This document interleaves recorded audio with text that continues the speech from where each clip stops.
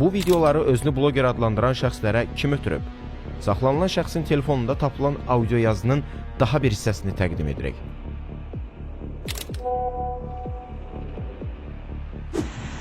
Salam. Başa düşmək lazımdır burada da. Yəni burada anlamaq lazımdır ki, düymə hardan basılır. Yəni haradan icazə verirlər də. Bu məsələnin Mehman tərəfindən ortalığa deyilməsi, qoyulmasına icazə verilir. Başa düşürsən? Bizə də icazə verilir ki, yəni bunu biraz qabardaq, biraz eləyək və yayaq, bunacan.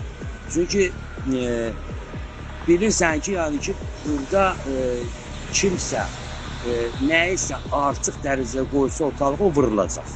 Yəni bunu sən gözəl başa düşürsən və gözəl də bilirsən. Yəni ki, aparılan oyunlarda kimə hansı rol verilir və haracan icazə verilir məsələsi.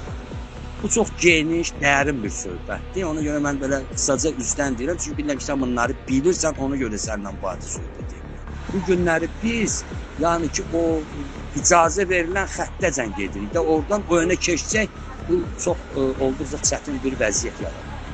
Çünki bu rejimə artıq yuxarıdan düyməsi basılır ki, bu rejim dəyişilməlidir. İndi hansı formada, hansı formatda dəyişilməlidir? Sualı durur ortada. Yəni bizə icazə verəcəklərmi biz dəyişək, ya kimisə gətirəcəklər dəyişikliyə? Ona görə mən həmişə söhbətlər nə deyirəm?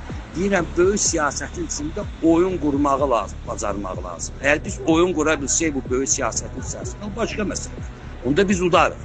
Yox, oyun qura bilməsək, onda başa düşsən, cəmaətin gözünün qabağına elə bir insan çıxartacaqlar ki, onun ətəyində namaz hamı qılmağa hazır olacaq.